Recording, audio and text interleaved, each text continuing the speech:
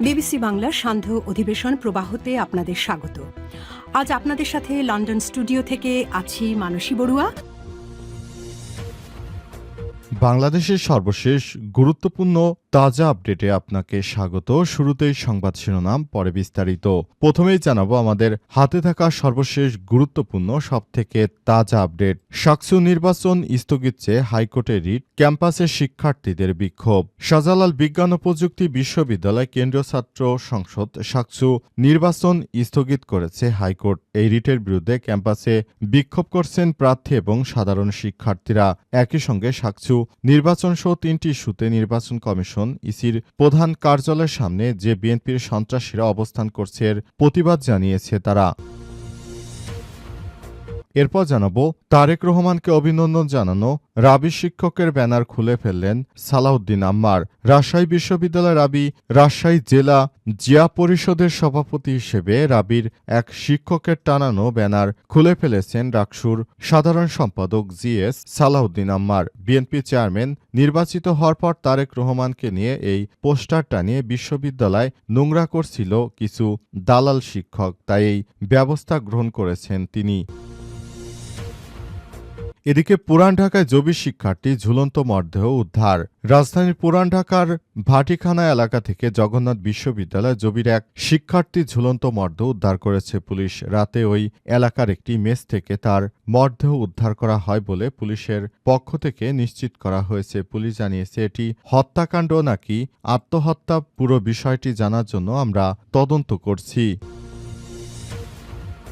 জানাবো সংবিধানে বিসমিল্লাহ সারা জীবন থাকবে বললেন স্বাস্থ্য উপদেষ্টা। গণভোটের সঙ্গে সংবিধানে বিসমিল্লাহ না থাকার বিষয়ের সঙ্গে কোনো সম্পৃক্ততা নেই। বিসমিল্লাহ নতুন করে আসেনি, নতুন করে চলেও যাবে না, এটি সারা জীবন থাকবে। যারা গণভোটের প্রচারণায় বলছেন যদি গণভোটে হ্যাঁ ভোট দেওয়া হয় তাহলে নাকি বিসমিল্লাহকে উঠিয়ে দেওয়া হবে, এটি সম্পূর্ণ মিথ্যা এবং প্রোপাগান্ডা। এবং সর্বশেষ জানাবো তিস্তা মহাপরিকল্পনা বাস্তবায়নের কাজ চলছে বললেন পরিবেশ উপদেষ্টা রিজওয়ানা। পরিবেশ, বন ও জলবায়ু, পানি সম্পদ, তথ্য উপদেষ্টা সৈয়দা রিজওয়ানা হাসান বলেছেন, তিস্তা মহাপরিকল্পনা আমরা বাস্তবায়নে সর্বোচ্চ চেষ্টা করছি। এই প্রচেষ্টা আমাদেরকে অব্যাহত রাখতে হবে। এই প্রচেষ্টা আমরা খুব দ্রুত সময়ের মধ্যেই করব বলে জানিয়েছেন তিনি বলেন, পুরোপুরি সিস্টেমটিকে আমরা সচল রাখার জন্য কর্মকাণ্ড শুরু করেছি। প্রিয় দর্শক, এতক্ষণ শুনছিলেন সংবাদ শিরোনাম, এবারে বিস্তারিত। তবে তার আগে বন্ধুরা অনুরোধ থাকবে এই সংবাদটিতে একটি লাইক দিন। এই চ্যানেলে আপনি নতুন হয়ে থাকলে আমাদের সংবাদটি দেখতে দেখতে চ্যানেলটি সাবস্ক্রাইব করে রাখুন। কমেন্ট করে বন্ধুরা আপনার মূল্যবান মতামত জানিয়ে দিন আপনি বিশ্বের কোন দেশ থেকে বা বাংলাদেশের কোন স্থান থেকে আমাদের সংবাদটি দেখছেন এবং শুনছেন। আর বন্ধুরা সংবাদটি আপনার সোশ্যাল মিডিয়া ফেসবুকে শেয়ার করে বন্ধুদেরও দেখার সুযোগ করে দিন।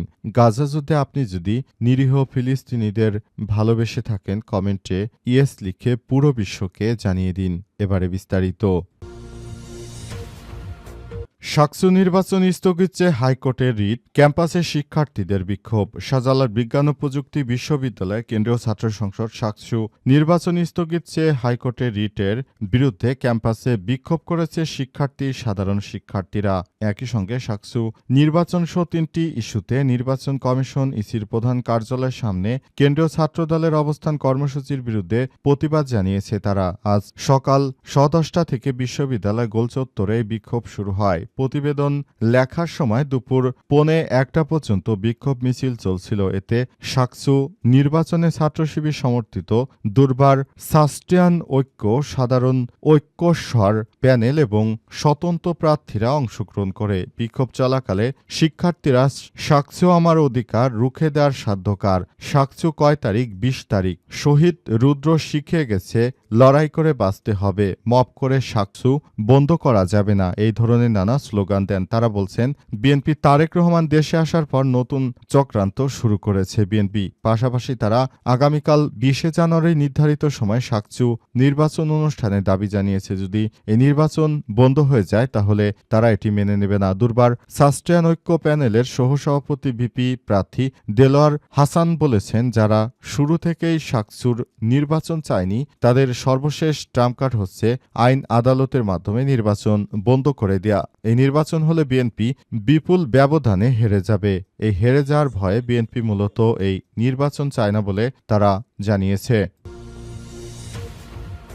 তারেক রহমানকে অভিনন্দন জানানো রাবি শিক্ষকের ব্যানার খুলে ফেললেন সালাউদ্দিন আম্মার। রাজশাহী বিশ্ববিদ্যালয়ের রাজশাহী জেলা জিয়া পরিষদের সভাপতি হিসেবে রাবির এক শিক্ষকের টানানো ব্যানার খুলে ফেলেছে রাকসু সাধারণ সম্পাদক জিএস সালাউদ্দিন আম্মার। বিএনপির চেয়ারম্যান নির্বাচিত হয় তারেক রহমানকে অভিনন্দন জানিয়ে ব্যানার টাঙিয়েছিলেন শিক্ষক। বিশ্ববিদ্যালয় প্যারিস রোডের পাশে টানানো ব্যানারটি খোলার একটি ভিডিও 18 জানুয়ারি দুপুরের দিকে নিজের ভেরিফাইড ফেসবুক অ্যাকাউন্টে পোস্ট করেছেন রাকসুর জিএস সালাউদ্দিন আম্মার। খোঁজ নিয়ে জানা গেছে, রাজশাহী জেলা জিয়া পরিষদের সভাপতি অধ্যাপক ডক্টর মোহাম্মদ নেসার উদ্দিন, তিনি রাজশাহী বিশ্ববিদ্যালয়ের আরবি বিভাগের শিক্ষক। ব্যানার খোলার আগে নিজের ফেসবুক অ্যাকাউন্টে করা পোস্টে সালাউদ্দিন আম্মার জানান, রাজশাহী বিশ্ববিদ্যালয় 1973 সালের অধ্যাদেশের সেকশন 55/2 অনুযায়ী ক্যাম্পাসে দলীয় রাজনীতি ও রাজনৈতিক প্রচারের কার্যক্রম সম্পূর্ণ নিষিদ্ধ। বিষয়টি নজরে আসার পরও সংশ্লিষ্ট এক শিক্ষককে দুপুর 2টার মতো ব্যানার অপসারণের অনুরোধ জানান। তবে নির্ধারিত সময়ের মধ্যে ব্যানার না সরানোয় তিনি একজন শিক্ষার্থী হিসেবে নিজে সেটি অপসারণ করেছেন। ক্যাম্পাসে আবার তারেক রহমান আসার পরই দালালি শুরু হয়ে গেছে এই ভণ্ড শিক্ষকদের। পুরান ঢাকায় জবি শিক্ষার্থী ঝুলন্ত মর্ধে উদ্ধার। রাজধানীর পুরান ঢাকার ভাটিখানা এলাকা থেকে জগন্নাথ বিশ্ববিদ্যালয় জবির এক শিক্ষার্থী ঝুলন্ত মর্ধে উদ্ধার করেছে পুলিশ। আজ ওই এলাকার একটি মেস থেকে তার মর্ধে উদ্ধার করা হয়। প্রাথমিকভাবে এটি আত্মহত্যা বলে ধারণা করা হচ্ছে। নিহত শিক্ষার্থী জগন্নাথ বিশ্ববিদ্যালয়ের নাট্যকলা বিভাগের শিক্ষার্থী বলে প্রাথমিকভাবে জানা গেছে। তার নাম প্রকাশ সরকার, আকাশ সরকার। তিনি বিভাগের 10ম ব্যাচের শিক্ষার্থী ছিলেন। তার বাড়ি ফরিদপুর জেলায় বলে জানা গেছে। বর্তমানে তিনি চাকরির পড়াশোনার পেছনে সবথেকে বেশি সময় দিচ্ছিলেন বলে জানা গেছে। আরও জানা গেছে, তিনি যে জায়গায় ছিলেন সেই জায়গা থেকে হঠাৎ করে ওই মেসের অন্য একজনকে ফোন করে তার বান্ধবী জানিয়েছে যে আকাশের দরজা ধাক্কা দেওয়ার জন্য। এরপর আকাশের দরজা ধাক্কা দেওয়ার পর দেখতে পায় আকাশ সিলিং ফ্যানের সঙ্গে ঝুলে আত্মহত্যা করেছে। এই ঘটনায় উক্ত বান্ধবী জড়িত কিনা সেই বিষয়টি খতিয়ে দেখছে পুলিশ। পুলিশের পক্ষ থেকে বলা হয়েছে, আমরা পুরো বিষয়টি খতিয়ে দেখার চেষ্টা করছি। এই ধরনের অনাকাঙ্ক্ষিত ঘটনা যেন না ঘটে, এ বিষয়টি নিয়ে আমরা খুবই গুরুত্ব সহকারে দেখছি বলে জানানো হয়েছে।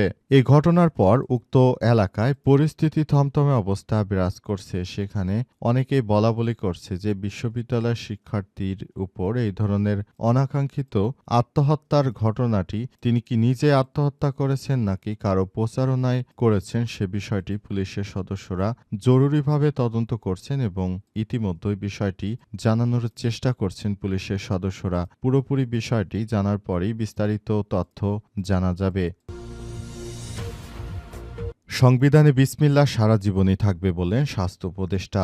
স্বাস্থ্য উপদেষ্টা জানিয়েছেন, বাংলাদেশের সংবিধানে যে বিসমিল্লাহ ছিল সেই বিসমিল্লাহ সারা জীবনই থাকবে। অনেকেই বলাবলি করতে শুরু করেছে যে যদি গণভোটে হ্যাঁ ভোট দেওয়া হয় তাহলে নাকি সংবিধানে বিসমিল্লাহ থাকবে না। কিন্তু আমরা বলতে চাই, এই ধরনের কোনো কর্মকাণ্ড আসলে হবে না। বাংলাদেশে সবকিছু যথাযথভাবে তৈরি থাকবে এবং বাংলাদেশের সংবিধান অনুযায়ী যে বিসমিল্লাহ ছিল প্রথমে, সেটি প্রথমেই থাকবে। এই ব্যাপারটি নিয়ে অনেকেই সামাজিক যোগাযোগ মাধ্যমে বিভিন্ন রকম মিথ্যা প্রোপাগান্ডা ছড়ানোর চেষ্টা করছে। তবে এই বিষয়টি সম্পূর্ণ মিথ্যা এবং ভিত্তিহীন বলে জানিয়েছেন উপদেষ্টা। তিনি আরও বলেন, আমরা চাই বাংলাদেশটাকে একটি ভালো অবস্থানে নিয়ে যাওয়ার জন্য। সেজন্য প্রতিনিয়ত আমরা কাজ করছি, কিন্তু বিভিন্ন জায়গা থেকে আমরা বাধার সম্মুখীন হচ্ছি। তাই বলতে চাই, এই ধরনের বাধাকে পাশ কাটিয়ে আমাদেরকে নতুন বাংলাদেশ গড়ে তুলতে হবে। দেশের জন্য আমাদের এই অগ্রযাত্রা। এ সময় তিনি আরও বলেন,